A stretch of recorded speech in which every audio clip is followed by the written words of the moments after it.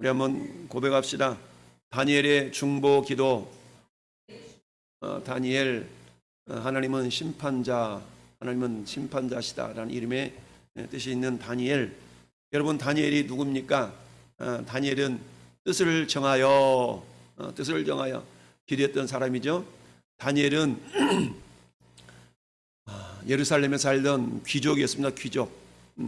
근데 이스라엘 백성들이 남쪽 유다와 북쪽 이스라엘로 나누어지면서 북쪽 이스라엘은 주전 722년에 아수르 제국에게 멸망을 당하고요. 그 아수르 제국은 다시 또 바벨론에게 멸망을 당하면서 이 바벨론이 남쪽 유다를 주전 586년에 멸망을 시키죠. 그런데 바벨론이 남쪽 유다를 멸망시킬 때에 한 번에 한 몫에 그냥 확 멸망시킨 것이 아니라 세 차례에 걸쳐서 침입을 하고 세 차례에 걸쳐서 이스라엘 백성들을, 즉 남쪽 유다 백성들을 포로로 끌려가게 됩니다. 처음으로 포로로 끌려갔던 시기가 주전 605년 여호야김 왕 3년이다 라고 성경 말씀하고 있는데요. 이때가 주전 605년입니다. 605년에 1차로 포로로 끌려가게 되었는데요. 1차 포로 이후에 여호야김 다음의 왕이 여호야긴 왕이잖아요. 여호야긴 왕 때에 2차로 포로로 끌려가는데요. 이때가 주전 598년경입니다. 그리고 3차는 남쪽 유다가 완전하게 멸망을 당하던 586년, 주전 586년에 멸망을 당하고, 이처럼 3차례, 세 차례에 걸쳐서 유다 민족들이 바빌론으로 포로로 끌려가게 되죠. 자, 남쪽 유다가 586년에 바벨론에 멸망을 당한 이후에 많은 사람들이 이제 바벨론에 포로로 그야말로 끌려와 있는 상태인데, 그런데 이 바벨론이 그 당시에 제국을 이루어서 그야말로 온 세계를 다스리던 그때에 새롭게 이렇게 등장한 제국이, 미약하게 발생한 제국이 있었는데 메데 파사라고 그러죠. 파사는 다른 말로 말하면 페르시아입니다. 이 페르시아 제국이 메데 연합군하고 같이 이렇게 동맹을 맺었어요. 원래는 메데가 더 큰 나라였고 파사는 아주 작은 나라였는데 거꾸로 역전이 일어나서 결국 바사, 즉 페르시아가 메데를 흡수시키고 나서 페르시아 제국을 이렇게 이루어갔죠. 그래서 이 페르시아 제국이 바벨론을 멸망시킨 때가 약 50년 후니까 주전 538년입니다. 주전 586년에 남쪽 유다를 멸망시켰던 바벨론이, 이 바벨론이 아무리 또 기세등등한 것 같았지만 약 50여 년 후에 이 페르시아에게 멸망을 당하고 말죠. 그래서 이 페르시아의 초대 왕이었던 우리 잘 아는 고레스가 야, 너희들 이제 돌아가도 좋다라고 칙령을 내릴 때가 주전 538년이죠. 그런데 538년에 칙령을 내렸음에도 불구하고 곧바로 떠나는 것이 아니라 1년 동안 준비하고 537년에 주전 537년에 1차로 그야말로 스룹바벨을 통하여서 이렇게 예루살렘으로 돌아오게 되죠. 그러다 보니까 어때요? 주전 605년에 처음으로 포로로 끌려간 이후에 605 빼기 70년이면 약 536 정도 되죠. 그러니까 거의 70년 만에 어떻게 돼요? 결국 하나님의 약속대로 이렇게 돌아오게 돼 있어요. 근데 그 약속을 지금 누가 기억하고 있어요? 다니엘이 기억하고 있어요. 오늘 9장 1절 한번 가볼까요? 1절 앞으로 이렇게 넘겨서 자, 1절부터 3절까지, 1절부터 2절까지 같이 읽어볼까요?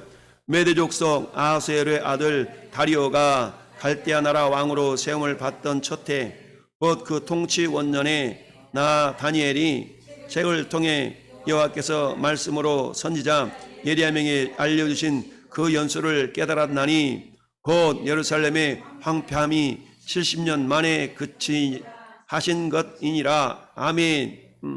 여러분, 70년이 지났어요. 포로로 끌려간 지 70년 됐어요. 다니엘이 1차 포로 시기 주전 605년에 포로로 끌려갔으니까 이때가 소년이었거든요. 그러니까 소년 이 다니엘이 있으니까 많이 나이 먹어봤자 10에서 15살 그 사이거든요. 그러니까 지금 거의 70년이 찼으니까 이때 다니엘의 나이가 몇 세쯤 됐어요? 80 노인이었어요. 80대 노인이었다는 얘기입니다. 80대 노인이었어요. 이 80대 노인이었던 이 다니엘이 어때요? 그 노인임에도 불구하고 소년 시절에 뜻을 정하여 왕이 진미와 포도주로 자기 몸을 더럽히지 않겠다고 뜻을 정했잖아요. 뜻을 정했던 이 다니엘과 다니엘의 세 친구들에게 하나님은 10배나 되는 그 지혜로움을 부어주셨어요. 그래서 비록 이방 나라에 포로로 끌려갔지만 이때에 바벨론과 페르시아는 어떤 정책을 썼냐면 많은 나라들을 다스렸기 때문에 각 지방마다 있는 우수한 인재들을 이렇게 등용을 해가지고 인사 정책을 폈던 겁니다. 그 가운데 유다의 포로로 끌려왔던 다니엘과 다니엘의 세 친구들도 그들 가운데 한 사람이었던 거죠. 그래서 어때요? 그런데 하나님은 이 다니엘과 다니엘 세 친구들에게 특별히 지혜를 부어주셔서 어때요? 그 바벨론 제국 내내 50여 년 동안 그야말로 총리로서 제2인자 역할을 감당한 것뿐만 아니라 또 페르시아 제국에 있어서도 다니엘이 그 역할을 감당하게 됩니다. 이런 모습 가운데 다니엘은 불현듯 누구 생각이 났어요? 예레미야 선지자가 생각이 난 겁니다. 여러분 예레미야 선지자도 같이 포로로 끌려오지 않았겠어요? 그러니까 여호야김, 시드기야 왕 때에 그야말로 기울어져가는 남쪽 유다 나라의 그 시기에 사역했던 선지자 중에 한 사람이 예레미야 선지자죠. 그러니까 다니엘은 비록 소년이었지만 말씀에 대한 사모함이 있었고 말씀에 대한 교육을 제대로 받았기 때문에 다니엘 선지자가 어떻게 자기 나라의 어떤 그 역사를 이렇게 예언했는가에 대해서 알고 있었던 거예요. 그러니까 가만히 보니까 다니엘이 예언했던 70년이 다 차가고 있더라 라는 것을 지금 포로로 끌려왔던 다니엘이 80 노인이 되어서 비로소 야 이제 그 때가 다 됐네 라고 지금 깨닫는 겁니다.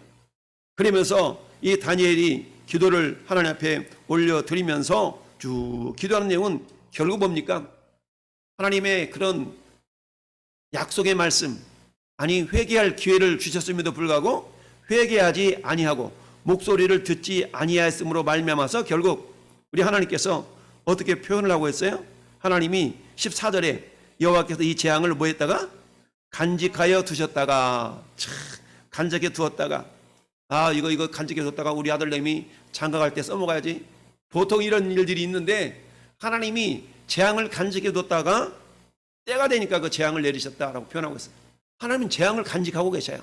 재앙을 간직하시는데 회개하면 그 재앙을 거둬들이시는데 회개하지 않으니까 재앙을 내리셨다는 얘기거든요.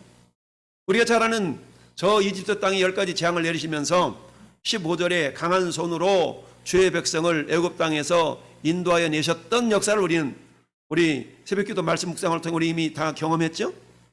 그리고 오늘과 같이 명성을 얻으신 우리 하나님이여, 주님의 높고 위대하심을, 주님의 높고 위대하심을 이미 그들은 경험했어요. 출애굽한 이후에 모세가 하나님을 찬양하는 시를 썼어요. 미리암이 하나님을 찬양하는 시를 썼어요. 이런 어떤 하나님의 놀라운 것을 경험했던 그 세대였음에도 불구하고, 그러나 그들이 이제 가나안 땅에 정착해 살아가면서 그 하나님의 기적을 다 잊어버리고 자기 뜻대로 자기 생각대로 살아왔던 많은 세월들, 하나님 그 세월 가운데서도 여전히 너희들은 나의 말을 들어야 돼, 너희들은 나의 말에 순종해야 돼 라고 하면서 기회를 주셨어요. 그럴 때마다 불순종한 그 세대에서 순간순간마다 징계하셨지만 하나님은 마지막으로 멸망의 재앙을 이렇게 간직해 두셨던 거예요. 멸망의 재앙을 간직해 두셨는데 그래도 불순종하니까 어떻게 돼요? 결국 바벨론이라는 나라에 의해서, 아스르라는 나라에 의해서 하나님은 재앙을 내리셔서 북쪽 이스라엘을 멸망시키고, 북쪽 이스라엘을 멸망시킴을 그 당하는 그 모습을 보고도 남쪽 유다는 어때요? 온전하게 정신을 차리지 않는 그 과정이 있었다라는 얘기죠. 결국 그래서 이 재앙을 간직하여 두셨다가, 여러분 재앙을 간직했다는 것은 뭡니까? 언제든지 재앙을 내릴 수가 있다는 그런 의미 아니겠어요? 우리에게 내리게 하셨사오니 우리 하나님 여호와께서는 행하시는 모든 일이 공의로우십니다. 할렐루야. 하나님은 따라합시다. 하나님은 공의로우십니다. 그렇습니다. 하나님은 공의로우시다. 여러분 하나님의 공의라는 게 뭐라고 했습니까? 하나님은 생명 줄 자에게 생명 주시고 사망을 역사할 자에게 사망으로 역사하시는 것이 하나님의 공의로우심이다. 할렐루야. 라고 했어요. 그러니까 죄는 반드시 죄에 대한 대가가 있는데 그 죄의 삭은 사망이다. 여러분, 사도 바울이 로마서 3장에 보니까 의인은 없나니 한 사람도 없다고 그랬어요. 의인이 한 사람도 없어.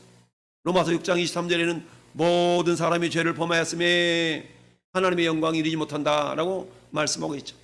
그 죄 때문에 결국 인류는 멸망을 받아야 되는데 하나님이 우리를 사랑하사 공의로우신 하나님이 이 땅에 공의로우신 예수 그리스도를 보내셔서 할렐루야. 우리가 짊어져야 될 그 죄값을 대신 예수님이 짊어지심으로 그 은혜로 우리가 구원의 반열에 동참하는 자가 되었더라. 저 이집트 땅에서 이스라엘 백성들이 잘한 것 아무것도 없는데 단지 짐승의 피를 발라서 그 좌우설주와 임방에 바르고 그 집안에 들어있는 그 행동 하나만으로 하나님께서는 어때요? 이스라엘 백성들을 구원해 주셨잖아요. 이 행동을 무엇으로 보시는 거? 믿음으로 보시는 거죠. 믿지 않으면 행동할 수 없잖아요. 믿었기 때문에 행동하는 거 아니겠어요? 오늘날도 마찬가지입니다. 예수님이 보혈을 흘리셨고 그 피가 우리의 죄를 씻기신다는 그런 놀라운 선언이 있었음에도 불구하고 아니 내가 죄 졌으면 내가 내 죄값을 치러야지 왜 예수님이 내 죄를 치른대? 우리 전도하다 보면 그런 얘기 간혹 듣거든요. 내가 죄 졌으면 내가 내 죄값을 치러야지 왜 예수님이 내 죄값을 대신 치렀네? 나하고 상관도 없는데 그게 은혜요, 그게 사랑이거든요. 할렐루야.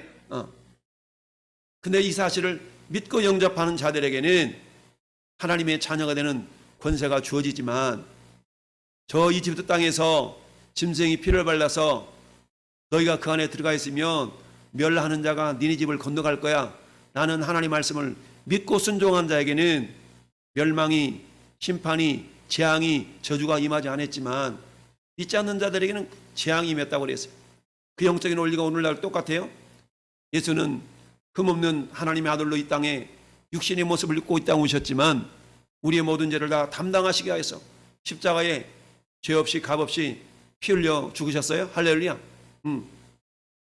그 피로 말미암아 우리가 그 피를 믿는 자마다 멸망하지 않고 영생을 얻게 되는 놀라운 구원이 우리에게 있는 줄 압니다. 할렐루야. 이 약속은 출애굽 시대나 오늘이나 다니엘이 살던 포로 시대나 여전히 변함이 없는 줄 믿습니다. 다니엘은 하나님께서 어떻게 이스라엘 백성들을 이집트 땅에서 구원해냈는가에 대한 놀라운 기적의 역사를 알고 있습니다. 오늘 다니엘이 중보기도를 통해서 오늘 기도한 내용을 보니까 네 가지를 기도하고 있습니다. 첫 번째, 우리 17절 보니까 주여 구하옵나니 주여 구하옵나니 주의 주는 공의를 따라 17절 읽은 16절 읽은 17절 그라온즉 우리 하나님이여 지금 주의 좋은 기도 간구를 뭐하시고 들으시고 첫 번째 기도 제목은 뭡니까? 주님 들어달라는 얘기입니다. 내 말 좀 들어봐. 내 말 좀 들어보려니까 시끄러. 들을 필요 없어. 우리 흔히 대화 가운데 그런 일 있잖아요. 하나님이 만약에 우리가 기도하는데 시끄러. 네 기도 들을 필요도 없어. 이랬다 그러면 참 우리는 서글플 거예요. 근데 하나님은 우리 오전 새벽기도 때도 말씀드렸던 것처럼 우리 모든 소리를 다 듣고 계시는 분이 하나님이신 줄 믿습니다. 우리 하나님 모든 소리를 다 듣고 계세요.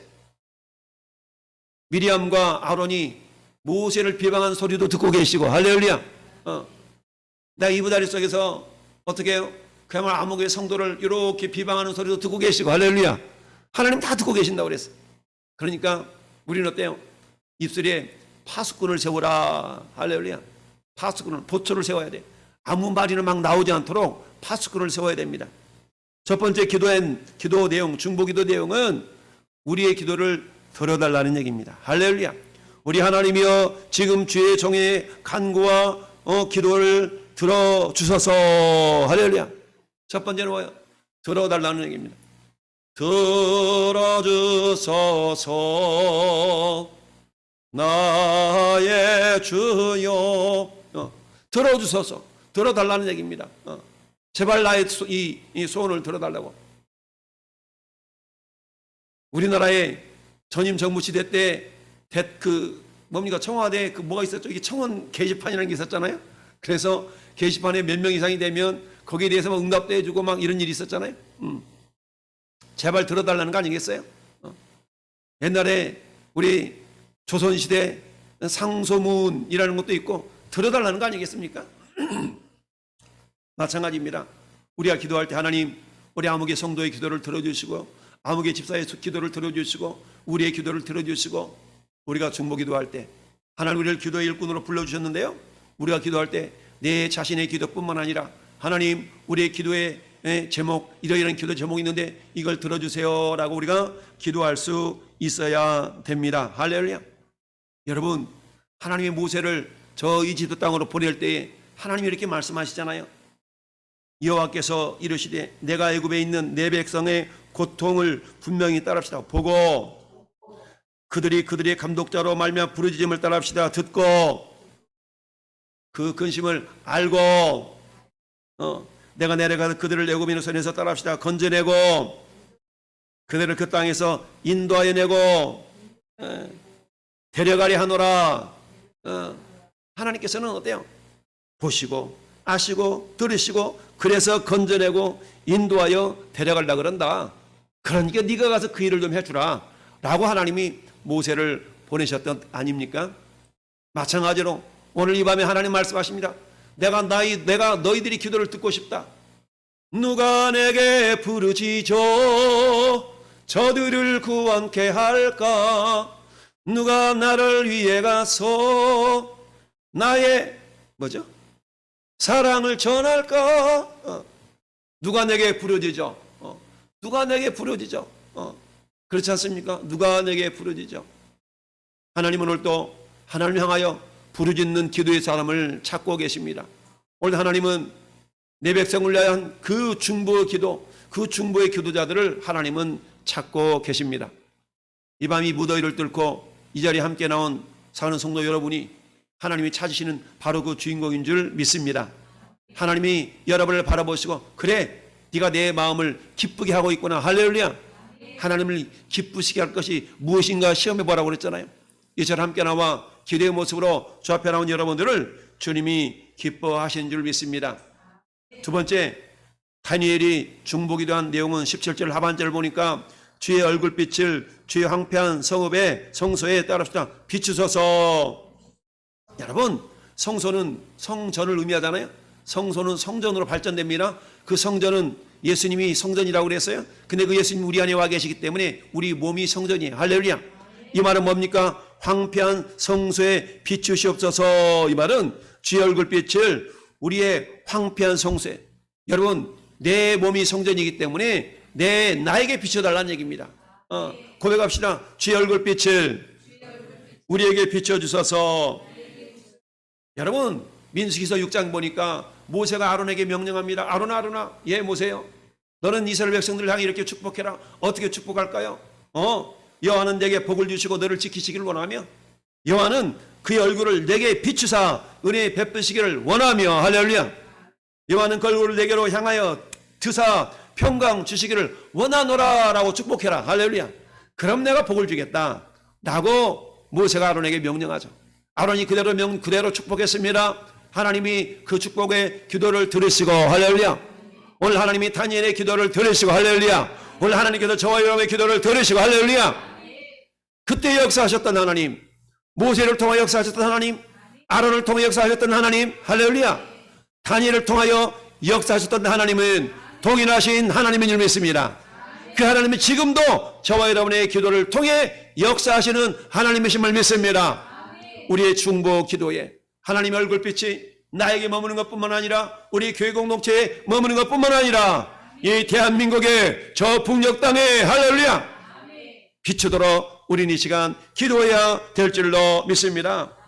세 번째 18절 말씀 보니까 나의 하나님이여 귀를 기울여 들으시며 눈을 떠서 우리의 황폐한 상황과 주의 이름을 걷는 이 성을 뭐하라고요?